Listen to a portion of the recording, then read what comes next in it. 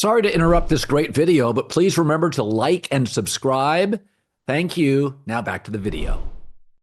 All right, so good roundup with John Middlekauff, who also Go Low has a golf podcast with us. So there is something about, and I think a lot of this is as I've gotten older. I golf a lot more now than I used to, especially in the summer, spring and the summer, that to watch a major when you've got, I mean, I was so happy that Rory went into Sunday with a shot. It was pretty clear after about 4 holes that Scotty was not surrendering anything. He was on his game. But I do want to talk about a couple of football things, and then I want to talk about a WNBA thing, which I think is interesting. So I had said it this week is that a lot of times when there's a rumor, John, who starts the rumor? So Greg McElroy, a guy who I respect greatly, does a great job on, I think it's WJOX radio in Alabama, former Bama quarterback. Greg's really smart, really works hard. He's as good a college football analyst, and I'm talking TV networks. He's as good as anybody out there. I bring him on the show, the volume, a couple times a year. He's just sensational. And he said, there's a lot of talk about Nick and coaching. So that's, in my opinion, I'm guessing here, that's coming from his Alabama sources. Well, they all play golf in the same circles at this point in time, right, don't they? Then Lane Kiffin says, and Lane's one of his is close to Nick, more close than many other assistants. He's like, yeah, I think my guess is he may miss, developing young people. He loves that. So my take is, okay, this is a story. So I brought Urban Meyer on this week, who is friends with Nick. And he said, I don't think he's going back to college, but he would take NFL calls. And this is one of those things where, and I told Urban this, and Urban hadn't thought about it a lot, but what the NIL has done, coaches thought the NIL was trouble. I got to pay my players. Dabo Swinney's like, I'm not paying my players. That's not college football. It's actually been a beneficial additive for coaches. You can't fire Brian Kelly or Lincoln Riley if you wanted to, because USC just built $300 million in facilities. They got that from the donors. They raised $18 million a year NIL. They got it from the donors. To buy out Lincoln would be $80 million. And then you'd have to pay $60 million to $80 million to get the new coach. USC in Southern California, the biggest economy in the country, they can't afford it. The idea that Alabama, who is struggling to raise $15 million a year NIL, could buy out Kalen for 70 and then bring Nick back for $100 million 6-year deal. They don't have close to that money. Auburn now is raising more money. And so my take is with Nick, he's not going to college because nobody's buying out their coaches anymore. Nick's not coming back for $12 million 2 years. Nick's coming back. I want 4 years guaranteed. Okay. And I want $13 million per year. That's 50 minimum. Jimmy Sexton, 50 minimum. Then you have to buy out your coach. It's not happening. But Nick, like Harbaugh had Kaepernick and Alex Smith, and it gnawed at him. He's like, if I can get the quarterback right, and the owner is paying for a staff, which the Spanos family finally opened up the checkbook for the staff.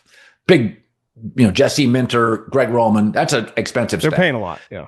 A lot. And the Spanos, the knock on the Spanos, it was fair. I don't think it's fair anymore, but it was fair for a long time. They're cheap. They're not anymore. They pay Herbert. They pay the staff. They built a gorgeous new facility in El Segundo. It does look good on. It's gorgeous. Like they spend money. That's an unfair criticism anymore. I thought it was fair until about 3-4 years ago. The SoFi deal is great for them. They're spending money. But I think Saban looks around, and I'll throw this at you. Jimmy Haslam loves publicity. They're probably the worst team in the league. Arch Manning goes to Cleveland. Manning's no Saban. He coached in Cleveland before. They would be the most interesting team in the league. He would give him a 5-year, what's 15 times 5? $75 million deal. Yeah. I think Nick would do it. Well, here's the thing. Belichick is a good example of, right, the NFL kind of turned on him, and he was open to college. He claims the NIL, and obviously that's an aspect. They're comfortable. But no one tells you what to do in college when you become the football coach. You're basically the owner, if it was the equivalent of the NFL, right? Nick Saban has answered to nobody for 15 plus years. I mean, by the time year 2 or 3 at Alabama when he won, he answered to nobody. In the NFL, the AD in recruiting is not sitting behind you on a chair looking over your shoulder. What did we talk about with Shedeur? It was Andrew Berry, Stefanski, and then Haslam kind of right there in the middle. Now, Haslam has spent more actual cash than any owner in the league in the last 4 years in terms of signing bonus. So financially, he would be the equivalent of like University of Texas in terms of the pros, right? He is spending an ungodly amount of money. So people would be attracted to his willingness to he'll manipulate the salary cap for you, but he's extremely involved. And Nick has had, his nickname, right? He's a Nick Tater, like he answers to nobody. And in fairness, his decisions are usually correct. I think I saw that you talked to Breer about Dallas. I'm not saying that some of these owners would not sniff around and probably already have made some contact. Like, hey, just big picture, it's called business. I just wonder, like, would he answer to Jimmy Haslam or Jerry, giving him constant football ideas? Remember Belichick probably might have been the year he was off, started listing off stories, I think to like McAfee, about different times owners storm in and give different ideas. Like, hey, are we sure defense? He used to talk about the Cleveland experience. Like, we know what we're doing on defense. And Bill would be like, Nick Saban's our defensive coordinator, you idiot. So I just think these guys, it's unlike any business where a family like the Haslams, who are clearly successful, or Jerry or whoever, in whatever industry they're in, even if they are football people and love the sport, you can't speak the language in terms of like football language, which is extremely complicated, especially once you get in season with schematic stuff. I just think it becomes really complicated for a guy like Nick, who's, made hundreds of millions of dollars, to then answer to someone. And I don't care who you are in the NFL, you still somewhat have to answer. You talk to all these GMs, a lot. I'm sure what they bitch to you about is like, God, the owner, he's in my ass about this and this. And it's not always just like the star quarterback. It could be the stupidest stuff. And they spend a lot of their time. It's when GMs go on an interview and they say, you have to realize that you can't just sit in a room and watch film. What they're essentially saying is, I'm getting pulled in a bunch of different directions. And whenever that call or that guy walks in, you don't have a choice. You drop everything you're doing for the owner.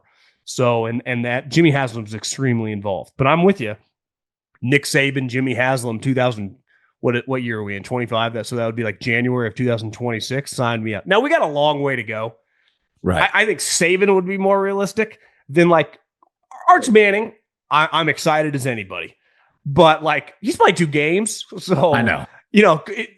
Is he going to be a great player? I don't know. The SEC is really hard. They're still open up with Ohio State. He has an insane amount of pressure. And it's not his fault. He's saying all the right things. Sark's saying all the right things, but it's everyone else. It's going to be pretty intense. And the other thing, this quarterback class, a lot of good players at that position, even in his own conference, that are pretty well established, that have been starting for a couple of years. Let's just see, like, does he throw 35 touchdowns, or is this year a work in progress? He doesn't need the money. So even if he is really good, he's not a lock to go pro. Peyton Manning, went back to school in the late 90s. He easily could after NIL. So I think he would have to have like one of the great seasons in college football history for me to feel comfortable. Like, he would be a lock to come out. If you just tell me, hey, they're in the Final Four, he has a good season, he's like second team all SEC, I could 100% see him coming back to school. His 2 uncles did it. Like, college football to that family, for a family that's obviously known for NFL stuff and financially really successful, means a lot to that family, right? It meant a lot to Eli, goes back to Ole Miss all the time. His dad's a huge part of Ole Miss. Peyton's constantly in Tennessee. I think I just saw a story. His son, is it Marshall, is I thought he lived in Denver, was going to play high school football in Tennessee. They have a lot of passion for college football. And I don't care who you are, when you're around your uncles and your dad, like, stuff rubs off on you. And I can imagine it means a lot. Listen, to be a multi-year starter at Texas is a lot. You one and done. That's not special, but I think playing for 2 or 3 years is a really big deal. Look at Matt Leinart, you're, in LA, like that. He's still a huge part of that program. He's parlayed it, even though his NFL career didn't go great. So I don't think Arch is some lock, even if it goes well, to go pro. Yeah, the one guy I said, Drew Aller's the one guy at Penn State, where I watched him a couple years ago and I'm like, he's not buttoned up. He's loose. He's not accurate. And then I watched him last year and I was like, oh, that's a first round quarterback. If he makes the same jump this year and gets to like 68% completion percentage with his size, that is a big time player. We forget this all the time. These guys are like 21. And now they're in an NIL world where there's a little bit of pressure, like they're buying pizza, right? Guys, I got all the money. So, and Penn State's got an NIL that's, reasonably noteworthy. So, no, I think Oklahoma feels that Washington State, John Mateer, I mean, I would say they're very bullish on his prospects. I know NFL people are very, very excited. And obviously, Oklahoma, I think they think they're going to be a lot better. They paid for a lot of money in transfer portal. They bring in this quarterback. So you start comparing Mateer and Arch. And Mateer already has a year starting at Washington State, so he's played a lot. And I understand Washington State in 2024 is not what it used to be, but still he's played. Like Arch hasn't really played. He played the 2 games against nobodies and thrown in against Georgia, which is not his fault. They just went with Quinn Ewers. But that the conference in the SEC, which I would say over the last 15 years has been more a positional conference. They've had a couple good quarterbacks. This year, from a quarterback standpoint, Florida's got a quarterback, South Carolina's got a quarterback, Oklahoma's got a quarterback, obviously Texas has a quarterback. Texas. It's going to be a pretty fascinating kind of little quarterback group. And then Alabama, Georgia, one of those teams. Nussmeier at LSU, is viewed as a potential top 20 pick.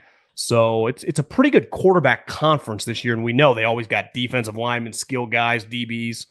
I think the SEC is going to be pretty interesting from a quarterback standpoint because, you look at the Big Ten, Ohio State, their quarterback, it's pretty big shoes to fill. I mean, Will Howard down the stretch looked like Peyton Manning.